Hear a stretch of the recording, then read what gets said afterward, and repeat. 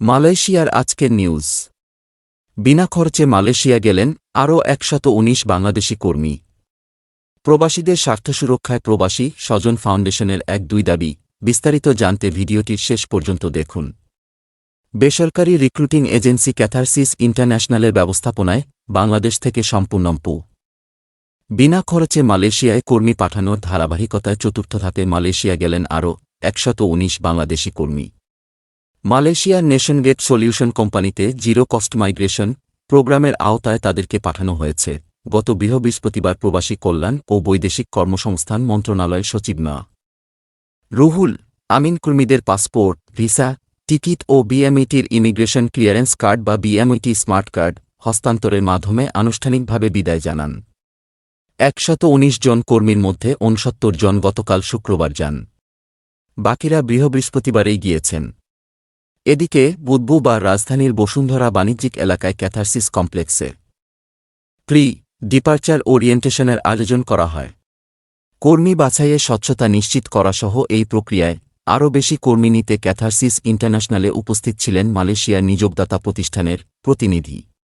অনুষ্ঠানে কর্মীদের কোম্পানি সম্পর্কে বিস্তারিত জানান নেশনগেট সলিউশনের HR ম্যানেজার ফাজুলিজু বিন ফুয়ান।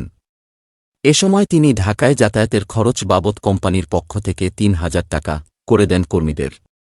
নেশনগেট সলিউশনের HR ম্যানেজার বলেন, বাংলাদেশ থেকে মালয়েশিয়ায় বিনা খরচে কর্মী নেয়ার এই স্বচ্ছ প্রক্রিয়ার জন্য ক্যাথারসিস ইন্টারন্যাশনালকে ধন্যবাদ।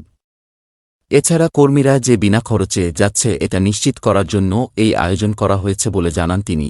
ক্যাথারসিস ইন্টারন্যাশনালের কর্ণধার ও বায়রা সাবেক মহাসচিব রুহুল আমিন স্বপন বলেন, বিনা খরচে কর্মী পাঠানো এই প্রক্রিয়া আরও সমৃদ্ধময় করতে সকলের সহযোগিতা প্রয়োজন।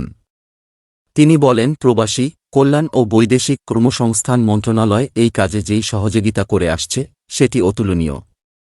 একই সাথে মালয়েশিয়ায় বাংলাদেশ হাইকমিশন ও বিএমইটির সহযোগিতার জন্য ধন্যবাদ জানান।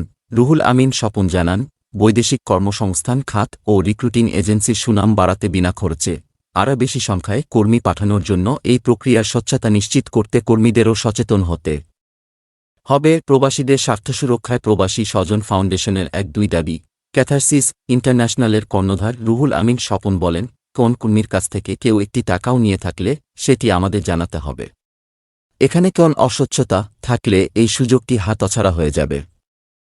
তাই কর্মী দেশে থাকা পর্যন্ত আমাদের কাছে বলা মাত্রই তার টাকা ফেরত দেওয়ার ব্যবস্থা করা হবে।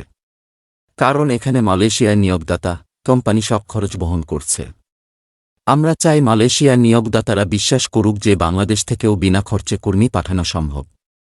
কম খরচে বিদেশে কর্মী পাঠাতে প্রবাসী কল্যাণ ও বৈদেশিক কর্মসংস্থান মন্ত্রণালয়ের উদ্যোগে বাস্তবায়নের জন্য এই পদ্ধতি সহায়ক ভূমিকা পালন করবে এবং বাংলাদেশি কর্মীদের অভিবাসন খরচ হ্রাস পাবে ও রেমিট্যান্স আয় উল্লেখযোগ্য হারে বাড়বে। এছাড়া কর্মসংস্থানের ক্ষেত্রেও ইতিবাচক সুযোগ সৃষ্টি হবে বলে মনে করেছেন খাত সংশ্লিষ্টরা।